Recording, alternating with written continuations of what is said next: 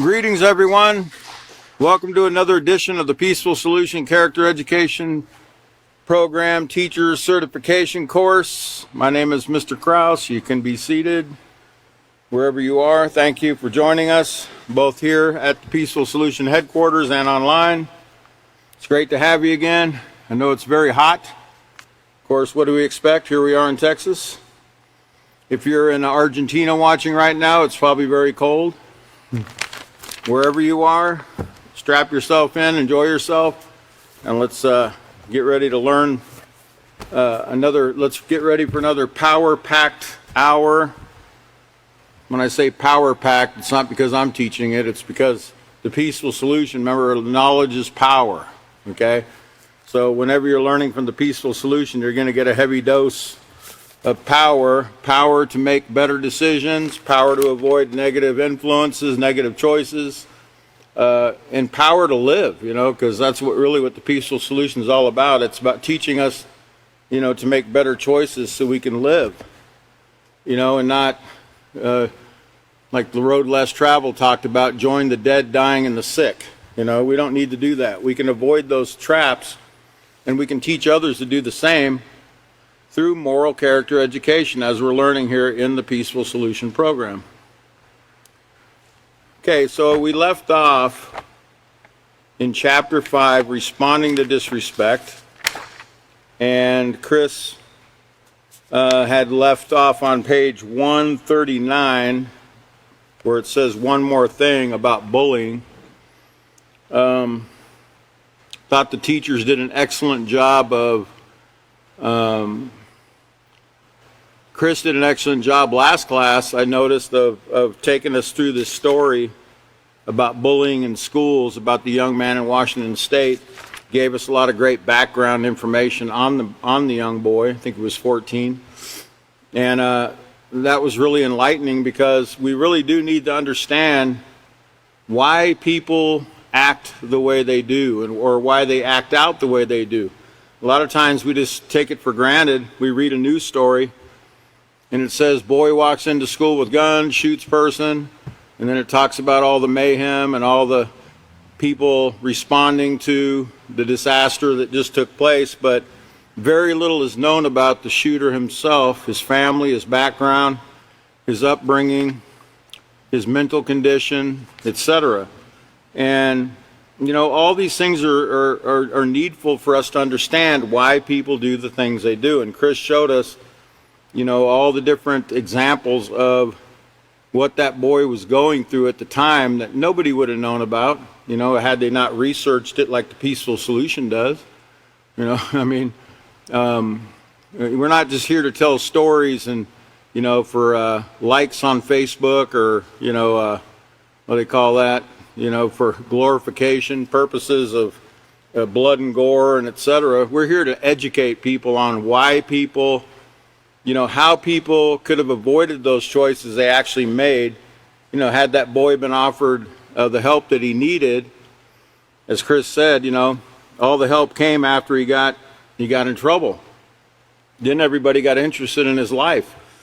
But before that is when he needed it the most, and no one was there. So we need to keep those things in mind when we see these things take place. There's plenty of school shootings still going on. They haven't disappeared. I haven't seen any statistics lately, but I'm sure there's plenty of them that you hear about and that you don't hear about. A lot of times you have to remember, schools tend to sweep these incidents under the rug because they really don't want a bad reputation for their school or the school district. And like Chris said, in the last class, sometimes even suicides are brushed aside or brushed off, hidden, so people don't, they think that person just left town or whatever. So that way, it doesn't hurt anyone's feelings or stir any emotions with the children or parents, and it doesn't make their school look bad, quote unquote. And I got a lot of respect for school counselors, because school counselors really do, all the ones we've ever dealt with, they really try their best, but their hands are tied when it comes to character education. They know the children need it. They want to teach it, but the state of Texas and these other states require so much academics being taught, that, really basically teachers are only teaching children to pass the next test, whether it be math or science, social studies, etc. But the biggest test in life comes when somebody comes up to you and starts pushing your buttons. That's a test too. Nobody prepares them for those tests, except the peaceful solution. So, the school counselors really know how important it is, better than anyone else in their realm of educational learning. And that's why they always try to provide the opportunity for peaceful solution to come in their school, and even if it's just for 45 minutes, to give them a lesson on responding to disrespect, because that one lesson could make a difference in life or death for a child, and how to solve a problem that they might be facing. And if you don't get the lesson, if you don't get the information, how can you consider something you've never been told? How can you stop and think, as the peaceful solution teaches us, how can you stop, think, and consider options that you're not aware of, that you don't know you have in a situation? That's where education is so important, and enlightens the mind to help us know what we can do in any given situation. So he covered bullying in schools. He also covered, bullying in general. On page 135, I'm kind of recapping a little bit here. On page 135, he talked about, or 134, he talked about bullies in general. How bullying can take the form of verbal abuse, physical abuse, stealing, and destruction of property. Okay, and he went over that, but he also showed us on page 135. He took a closer look at humility and how important being humble and taking on that positive character trait of humility can actually be used to diffuse the situation. As we were taught in the self-control unit, for instance. In chapter 3, in the anger chapter, it talked about ways that we can deal with anger, and one of them was to draw from your positive character traits. Think of your positive character traits as tools that you have for a job. Humility is a tool that you can use in a situation, where you can say, hey, I'm sorry, I didn't mean to do that. Or, even if you're not wrong, it's okay to say you're sorry to try to diffuse the situation. You can just say, hey, I'm sorry, I didn't mean to do that. Sorry I got in your way. Sorry I didn't mean to, offend you like that. Please forgive me. Those are powerful tools, it says, that you can use to diffuse situations. Okay, that's called humility. Those are, I think David would tell you, he knows a lot about tools for the job, being in the car trade. You don't need every tool for every job, I mean, you don't pull out the hammer to fix the carburetor. I don't know. Some people might. I don't know. They might have to beat it into shape.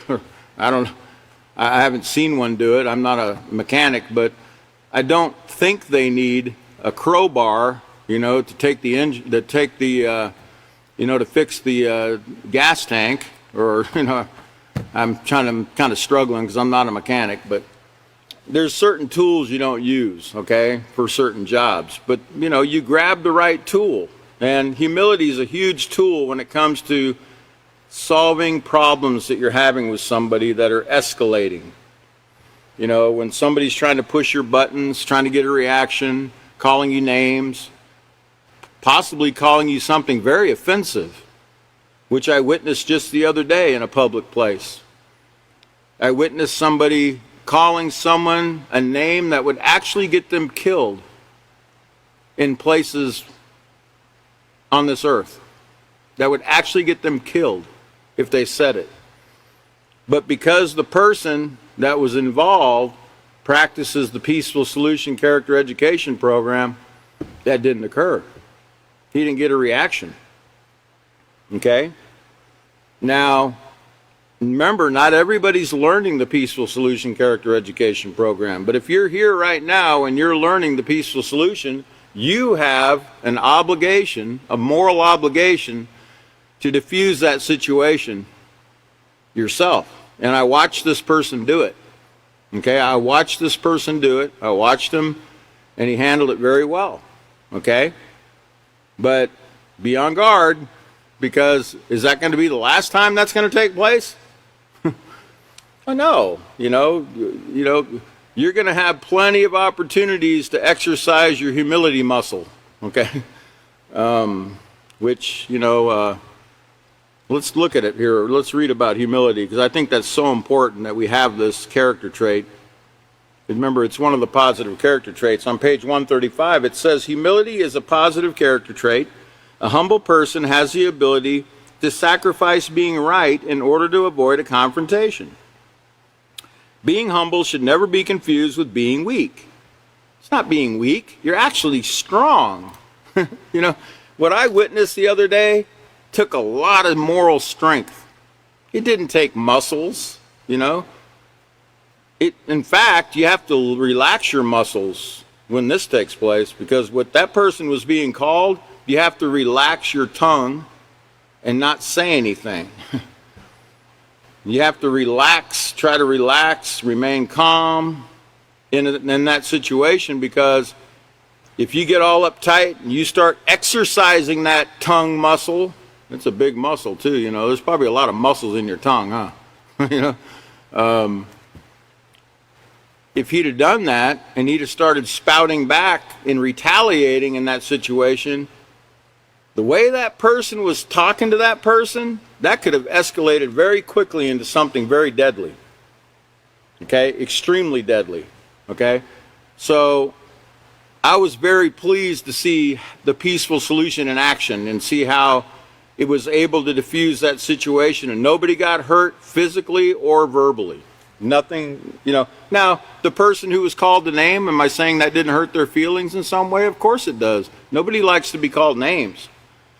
But I'd rather have my feelings hurt than see a pool of blood and a couple people, laying in blood, or somebody laying there, dying from some kind of wound because somebody didn't practice because both didn't practice self-control in that situation.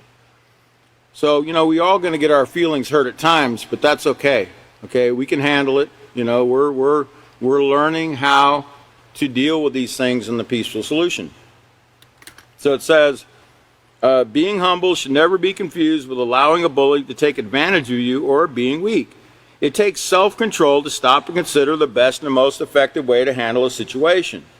Some situations can become dangerous if you do not respond carefully. In order to prevent making the situation worse, you might need to be humble, apologize, and even walk away. Okay? And so, remember, it says at the bottom of page 135 that bullies disregard the basic rights of others, okay, which is to live in peace, safety, and security. Y'all remember that, right? Everyone has the right to live in peace, safety, and security, and bullies disregard that right that others people have. And think about it. It seems very cruel and fierce to be treated that way by a stranger, somebody that you don't even know, right? I mean, I'm not saying it's, it could be worse when it's your own family member or whatever, I'm sure, but just to have a stranger treat you like that doesn't even know you, it's really, really degrading to people. To have somebody just be talking to you that way and treating you that way, like you're nobody, like you have no value at all. Okay? But they disregard these rights. And remember, are they being taught basic rights? The bully? They're not being taught anything about the peaceful solution, so they don't even know that you have the right to live in peace, safety, and security, and so do they. They don't know it because they can't consider it because they're not being taught. It says, bullies disregard and disrespect the basic rights of others, which is to reach their full potential in an environment that's free from fear and hostility. All environments should be free from fear and hostility. And on page 156, or 136, Chris went over bullying in schools. That's one environment that you don't expect these kind of things to be taking place, right? In schools, school violence. You expect to send your child to school to get an education, not to be bullied and ridiculed and harassed, demeaned. and to the point sometimes of a child going to hang themselves. I mean, it's horrible to see what a child can be driven to. But remember, children are not taught to control their emotions.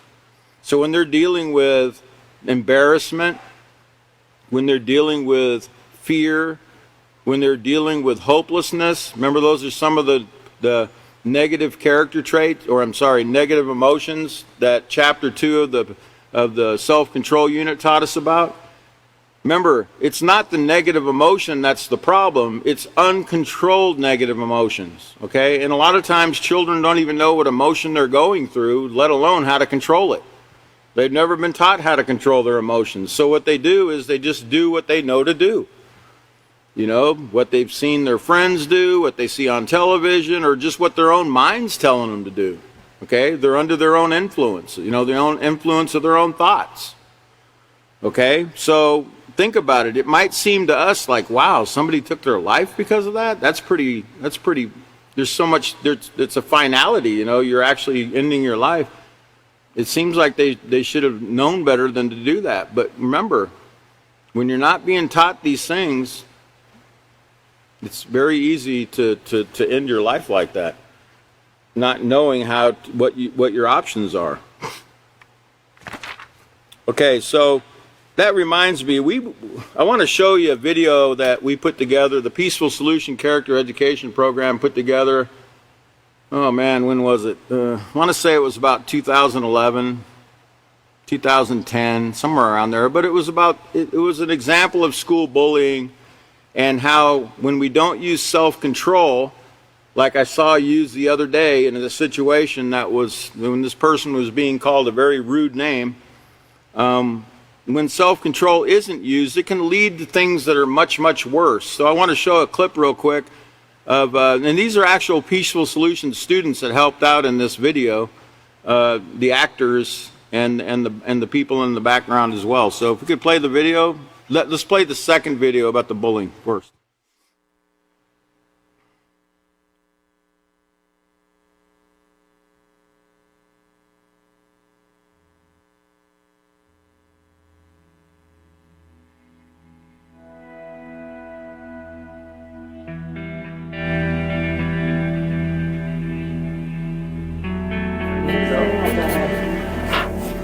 Menos Alexander. Drink, drive,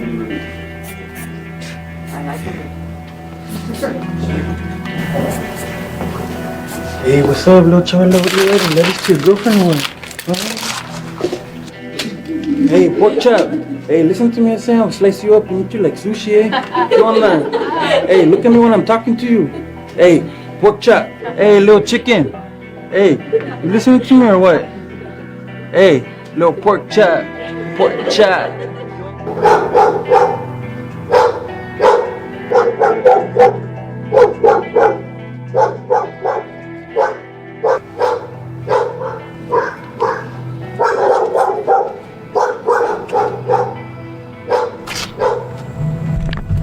Hey, little vato, where you think you're going, huh? Hey, give me that money. What's up? Wait, hey, you leaving me or what? Hey, get out of here. Get out of here, vato. Right now. Hi, Manuel. How was your day? Manuel, are you okay?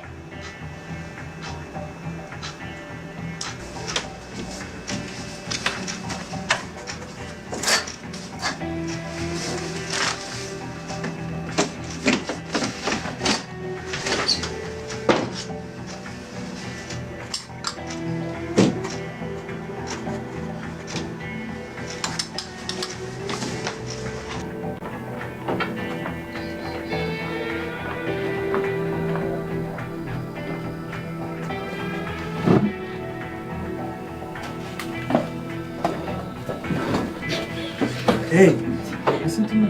Now you look at me. Hey.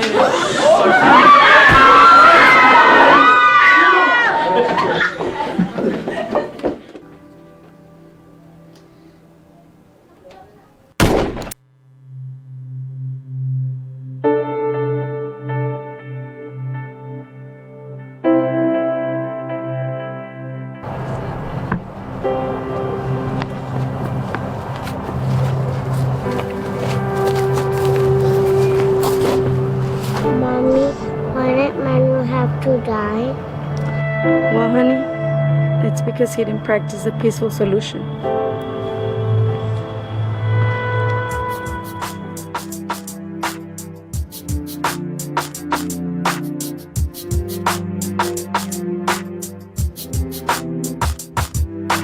How can we live like this? How can we live like this? Why do we live like this? Why do we live like this? We need character education. Peaceful time, it'll change the heart and mind. How can we live? Okay, so you can see it seems like a very, you know, you got to remember these things take place quite frequently, okay? So that's not out of the realm of possibility for that to take place right there. It takes place all the time where the school bully not only kills the person that's bullying them or other innocent victims, but even take their own life. In fact, most of the time, the bully himself that's the shooter also ends up losing his own life.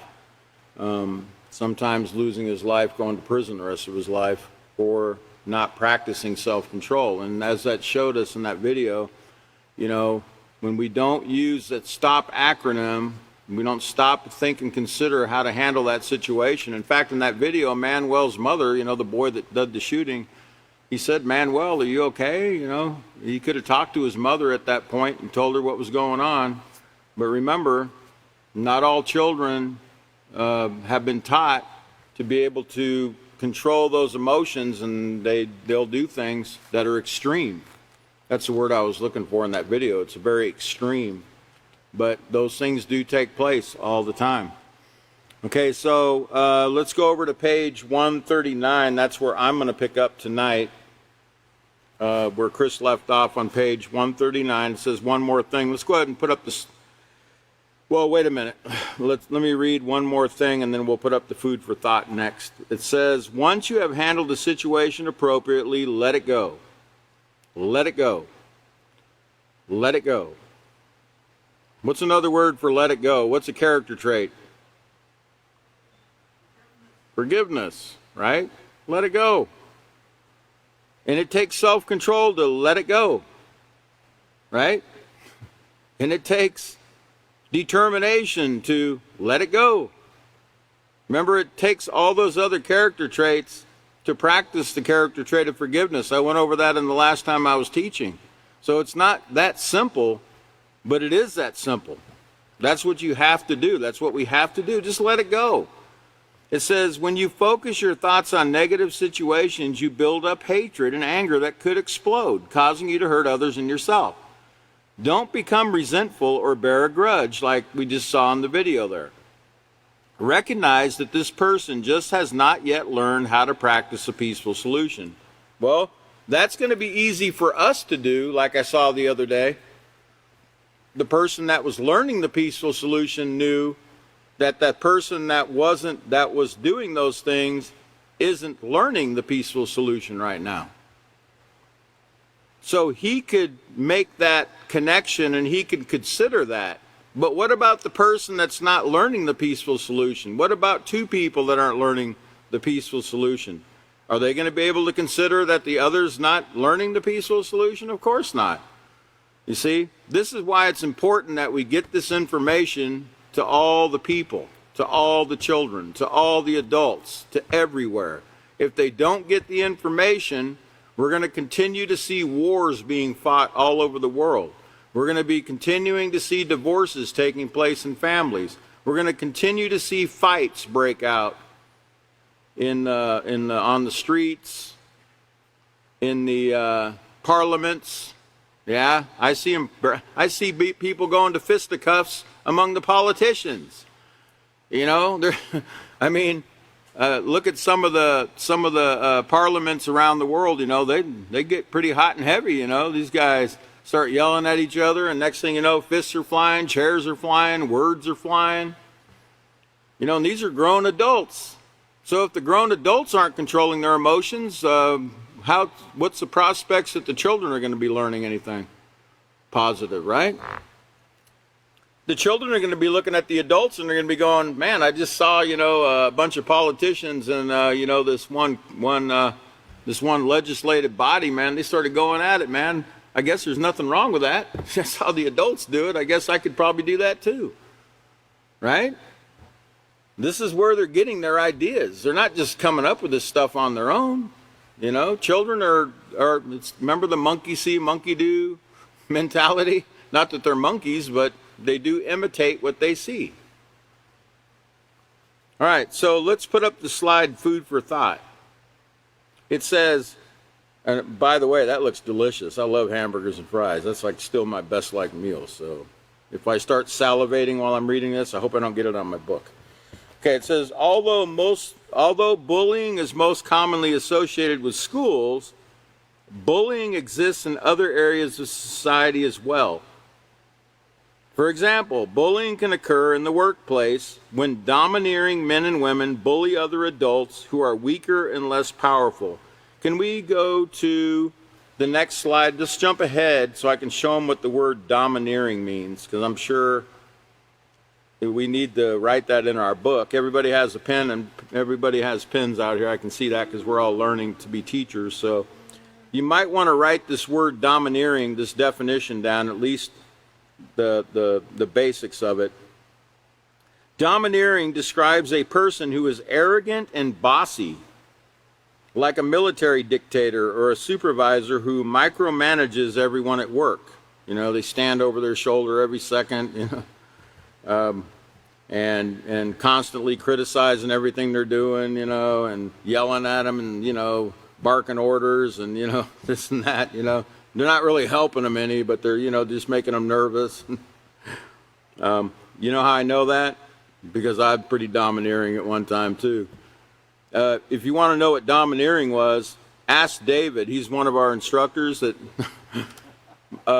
years back, when we made a video, you can leave that domineering up because I want him to see it while I'm talking here about domineering, because I want to admit that I was very domineering at one time as well.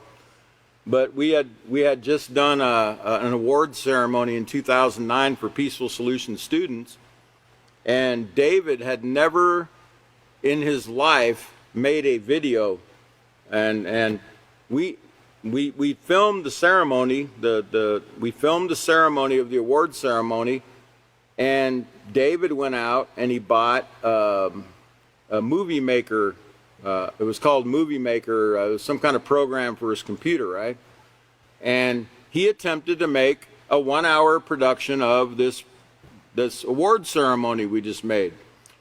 Well, if you want to know what domineering is, David can tell you that I stood over him for 30 days in my living room, telling him exactly how to put that video together. Okay, and I mean literally stood over his shoulder for 30 days, 8 hours a day, probably 8 hours plus per day, barking at David, telling him, David, no, take that out. No, that can't be there. No, cut that out. And just constantly, he's like, okay. And I could tell he was like really nervous and really anxious. And I'm thinking, why are you so nervous, man? Right? I'm just thinking I'm being me. Well, I was being me. I was being very domineering. Like to think that I'm not like that anymore, I mean, for the most part, but I just wanted to kind of give you an idea. David would be able to tell you about domineering, but he handled it really well and he got it done. But boy, I learned a lot about what domineering was because David told me, hey, you're being very domineering, okay? He did it in a nice way too. But it says domineering, people who are strong-willed and overbearing can be described as domineering, like customers in a restaurant who demand things with snappy fingers. Parents who say sternly to their kids, because I say so, that's why, are speaking in a domineering way. Now get this, this is really interesting. The word domineering comes from the Latin root dominare, to rule or to lord it over. Like to lord it over somebody, to be a lord over somebody, to rule over them, with an iron fist, basically. not to be helpful in any way, but I mean, they probably think they're being helpful, but it's like they know they want a certain job done, and they think if they're not standing there and they're not micromanaging every little thing somebody's doing, that it's not going to get done right. Right? But that's not how we need to be. We need to let people grow. We need to give people room, back off, give them room to grow, give them space to breathe. You know, and I wasn't doing that in that situation, and I learned very early on, you've really got to back off. You've really got to allow people to grow. And David did an excellent job on that video, man. That was one of the best video productions I've ever seen an amateur do, okay? And I haven't seen many amateur videos, but I can tell you that was a really great job that he did, especially under the pressure I put him under. Okay. Now, let's go back to page 139, now that you know my history of domineering. So, remember, we're talking about bullying, because we've all bullied people in different ways. Okay, let's just admit it. Let's just admit we all have a past. That's why I will tell you about things in the past in my life, so you can understand I'm human too, and I was that way, and I recognize those things so you can understand, you know, how far the peaceful solution helps us to overcome if we'll use it. Okay? But we can also look back and see how we were at one time and evaluate our progress by our behavioral changes. That's how you know a program works. It's by the behavioral changes you see in your students. And that's why I said the other day when I witnessed what I did with somebody barking at somebody and calling them names that possibly could have got that person killed by someone else, I saw with my own eyes the behavioral changes in that person and how the peaceful solution, how effective it actually is, because that person used what he was taught. Now, what if he'd have just thrown out everything he'd learned and just let his emotions run wild and did whatever he felt like doing? That could have ended up pretty bad, okay? But you know, the peaceful solution in that situation saves somebody's life possibly, or at least saves somebody from being assaulted or seriously injured, and possibly even more people, because there was other people in the area. So, bullying can occur in the workplace. Can you put the slide back up on domineering? Food for thought. Okay, food for thought, actually. Okay, so bullying can occur in the workplace when domineering men and women bully other adults who are weaker and less powerful. Older siblings bully younger siblings. Let's go to that slide where we see the boy giving what they call an Indian rub to his sister there. Now that was when we were growing up, that's what we would do to bully each other. You know, we'd grab somebody and rub on their head real hard, you know, scratch on their skull, you know, until it got really almost bleeding, you know, and the person's like, I give up. You'd make them say uncle, or however we did it, you know, say uncle and I'll let you go. You know, this is the kind of things that take place, okay? And it's cruel. It's actually cruel, you know. It hurts. I can see the pain in that little girl's face, you know, that that's her brother picking on his little sister, okay? And, you know, brothers and sisters tend to forgive one another afterwards, you know. It's kind of like, he's my brother. It's kind of like, well, I expect that he's my brother, you know. My brothers and sisters do that kind of stuff, right? Wrong. That's called disrespect. That boy should not have his arm around her neck, you know, feigning like he's choking her, nor should he have his knuckles rubbing into her skull. Okay, that's not showing any kind of moral character whatsoever right there. It's showing immoral character. It's bringing harm. It's bringing physical harm, and it's bringing mental and emotional stress on this young lady. Okay, so that can't be something moral taking place there. And the tendency is to think that that's what brothers and sisters do. Okay, but that's not true. That's what brothers and sisters do that haven't been taught moral character, that haven't been taught any better. But that's not what peaceful solution students would do to one another. Now back to the food for thought slide. Back to food for thought, okay? It says older siblings bully younger siblings and children bully their pets. Let's put up the next slide and show you, get a couple examples of bullying pets. You know, putting the cat in the microwave, or, you know, putting the frog in the freezer. You know, hey, look, there is some frogs that would survive being put in the freezer. You know, there's the wood frog. You know, the wood frog. Did you know, though, the wood frog, you can freeze a wood frog for up to 8 months. It has, it actually, I can't say it because we're in this is a family-friendly class, but a certain thing that usually comes out when they go to the bathroom, it actually stays in their body and it becomes antifreeze. And when they freeze, when the winter comes and they actually freeze, what's left in their body is like an antifreeze, and they freeze to all the way to 3 degrees. They become ice for like 8 months, and then after 8 months and the sun comes out and it warms up, the frog comes back to life. Okay, it's really, go look it up, a wood frog. But not all frogs can do that, you know. So, you know, I know with children, you know, they like to experiment. They like to bully animals and creatures by doing cruel experiments or throwing rocks at the dog or the cat, or, you know, I'm only telling you what I used to do. Okay, when I was growing up, that's what we used to do. You know, like a lot of times when we weren't being supervised by adults, we would pick on our pets. We would, you know, if I got mad at my mom about something, I would sit on the cat, and mom would hear the cat meow. Will you get off that cat? You know, I mean, we would do that. We would take our anger out, our frustrations out on the animals. Okay, you know, I've seen people throw rocks at their dogs. I've seen, you know, all kinds of cruel things done to pets, throwing cats up in the air, you know, see if they'll land on their feet, you know, stupid things like that. But you know what that leads to, actually?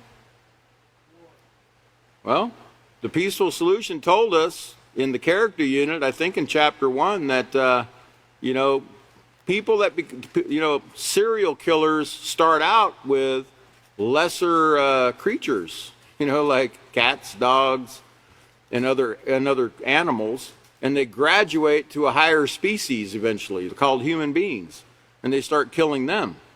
So it can lead to that, okay, is what I'm saying. Because if you don't have any respect for life, animal life, right, you can also have a disregard for human life as well.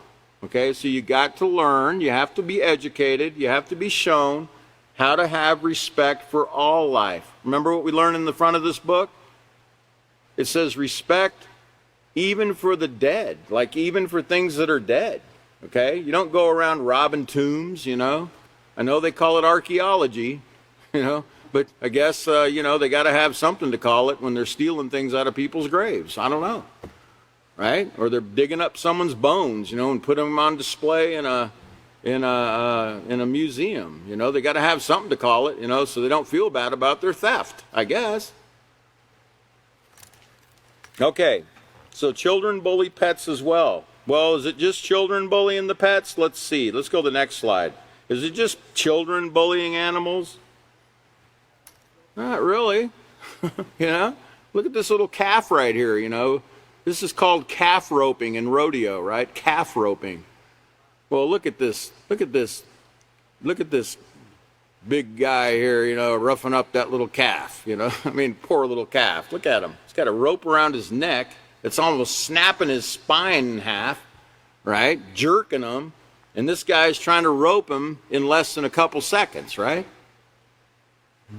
I mean, that doesn't hurt the calf, right? It's not hurting that calf, right? Animals don't have feelings, do they? Well, of course they do. Of course they do. I've seen elephants mourn over their little dead elephants, other dead elephants. They'll mourn over them, and they'll actually come a year later and memorialize them. They'll actually remember you if you killed one of them, and they'll attack you later if they ever see you. I mean, because they don't practice the peaceful solution. Elephants aren't being taught, right? But they will. Animals have feelings. I got to show you a video clip, man, because last week I was surfing through the news and I saw this and I thought, that's it. Let me see how this monkey reacted. You know how they keep monkeys and chimpanzees in cages for years under the guise of medical experiments or other experimentation? They use animals for, mice and monkeys and things to experiment with. Well, the article that caught my attention, it said, chimpanzee released from cage sees the sky for the first time in 28 years. You've got to see the reaction of this little creature. You've got to see it. In fact, whoever's back there in the booth, can you play his reaction back about 3 different times for the audience? Don't play the whole video, but just show his initial reaction when he gets out and he looks up. He sees his friends, first of all, and he looks at the sky. This is like a prisoner getting out of prison. This is like a human being being released from a prison. Watch this video clip.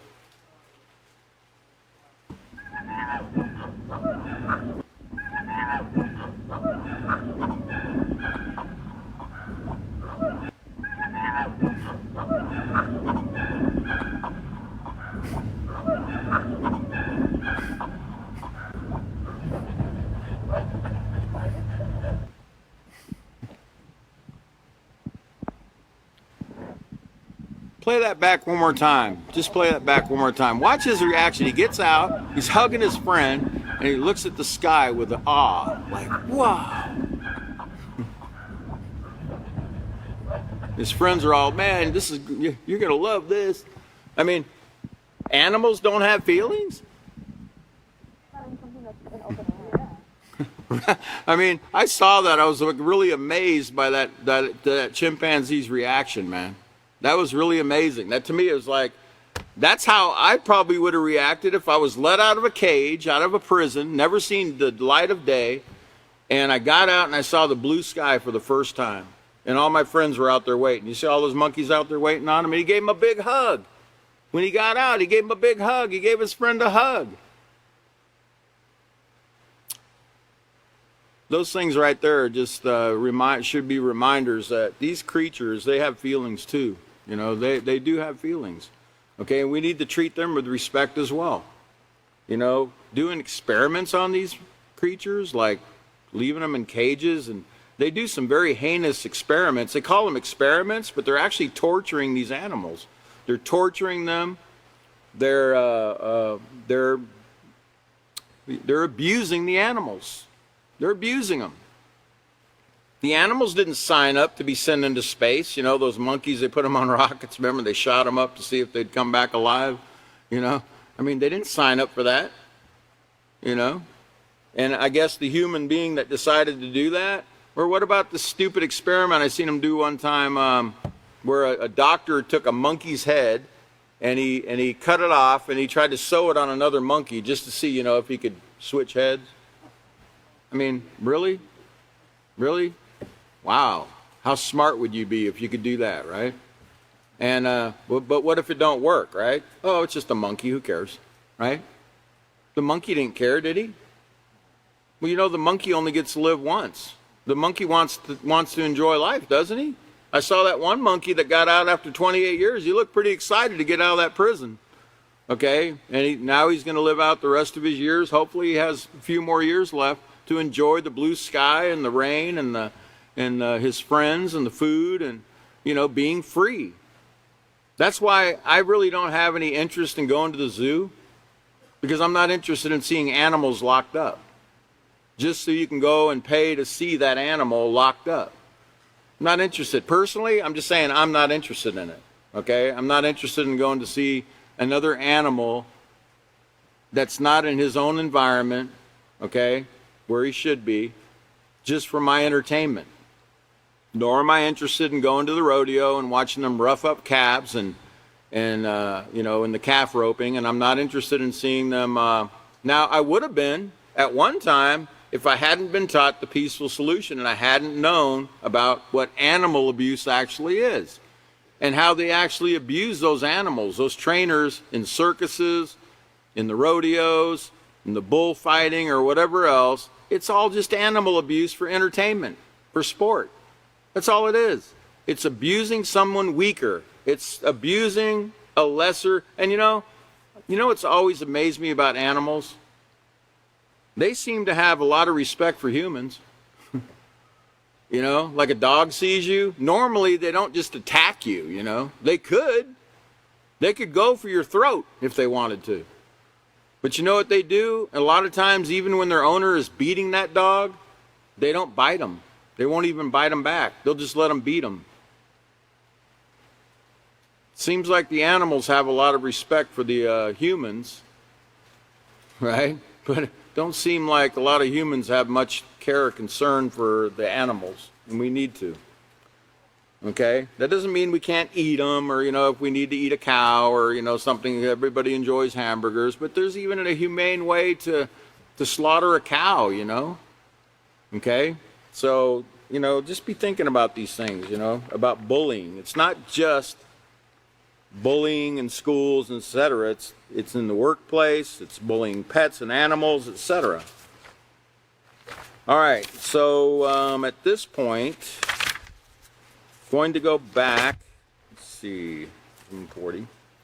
We're going to go back to LP5E, Lesson Plan 5E, in Step 9, because we just finished Step 8.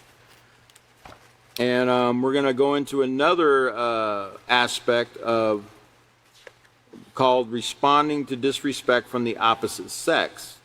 It says in this step, we're going to tell students that the last type of disrespect that we're going to explore in this lesson is responding to disrespect from the opposite sex.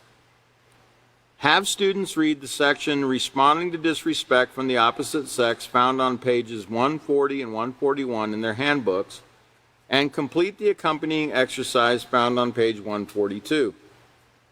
Stress that both males and females have an obligation to treat each other with respect by dressing appropriately and refraining from making sexual comments or jokes in each other's presence. So let's turn over to page 140.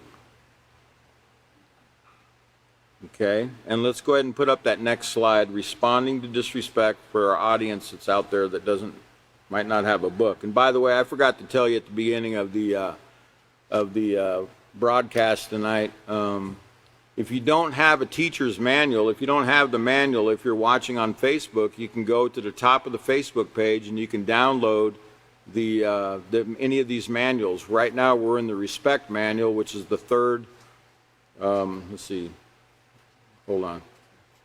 Fourth? Yeah, sorry. Yeah, okay. Fourth manual in the series. We still have another one after this. It's called Responsibility. But we have, you go ahead and download that manual. It's free of charge, and follow along in your book with us. Okay? All right, so on page, let's see, 140, Responding to Disrespect. Go ahead and put up the slide. We got it up. Okay. So it says, disrespect can occur with people you may or may not know well. Although there are many forms of disrespect, the one we will focus on next involves how to respond appropriately to disrespect from the opposite sex. Well, let's face it, we live in a society where sex is openly talked about and displayed in all forms of media, such as television, songs, movies, and magazines.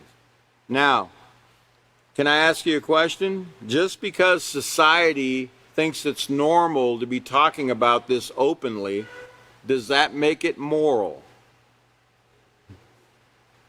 No, it doesn't.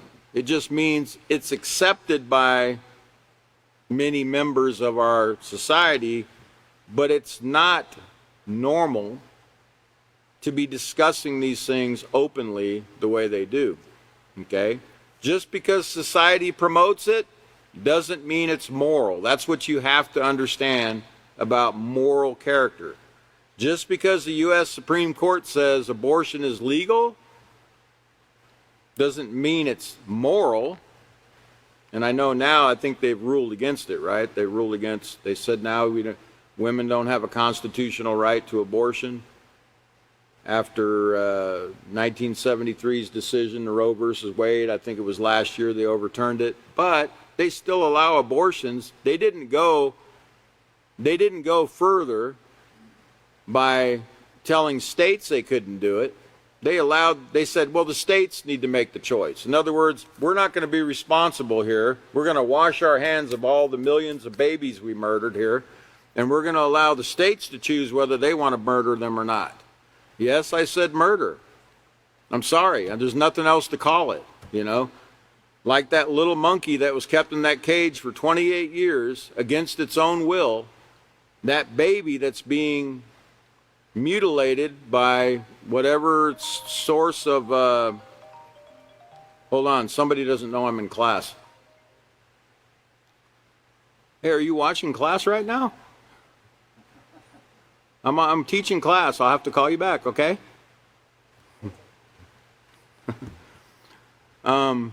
Sorry for the interruption.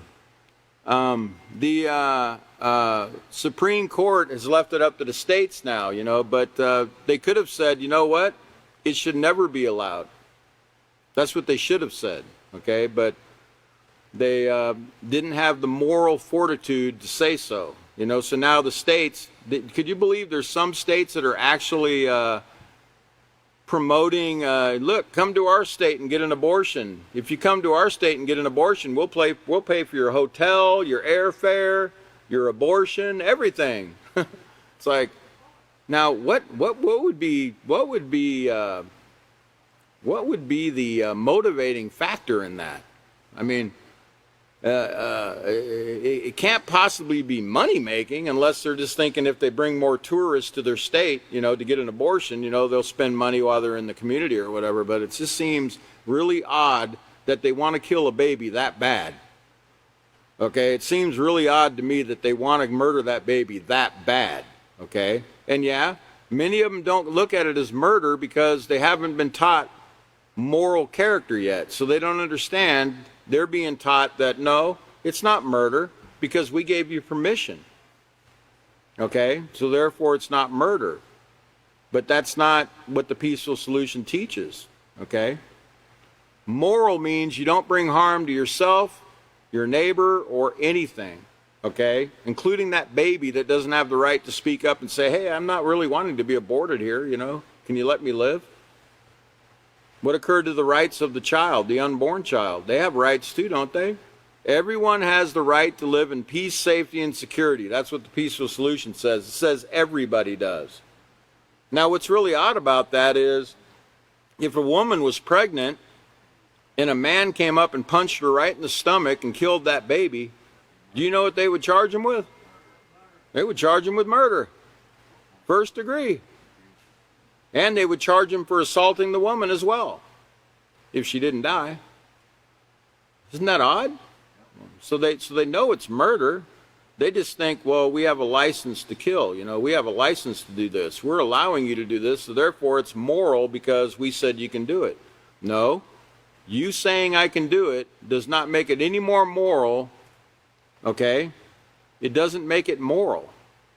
Bringing harm to your neighbor, to property, to yourself, is never moral. It never will be. So there won't be any moral wars. There won't be any moral abortions. There won't be any moral stealing going on. There won't be any moral, anything that's immoral can never be moral. As much as you try to turn this world upside down, and much as they have, it will never be that way in the peaceful solution. The peaceful solution will always turn things right side up. Okay, everything that they've flipped about, they've flipped it over and made it the opposite. The peaceful solution, we're going to restore it back to where it was in the minds of the people, okay, to show them that no, it's not right to be doing these things. So it says, with information about sex literally bombarding you from all directions, often sending out mixed messages, it can be difficult to tell the difference between respectful and disrespectful interactions between males and females. And that's where the peaceful solution has to set the record straight so we can understand, you know, what's proper behavior with the opposite sex, okay? let's set the record straight. It says making sexual comments or jokes in the presence of someone of the opposite sex is disrespectful. In addition to this, making comments that bring attention to someone's physical development is not only disrespectful, but can also be humiliating and embarrassing. The physical development of each person, whether male or female, is part of the natural process of becoming an adult and should not be discussed as if it were the weather. Each person's body is private and must be treated with respect. And let's remind ourselves, what is respect? Let's go back to the front of the book, okay? The front of the respect book. The respect in this unit of the peaceful solution, what we want to see is the definition of respect in this particular unit. And it's on page 3, the value of respect. Second paragraph, in this unit of the peaceful solution, we're going to learn how to develop the positive character trait of respect. And in this unit, respect means to recognize the value of people and things and to treat them with consideration, care, and concern. In other words, how would I want to be treated in that situation?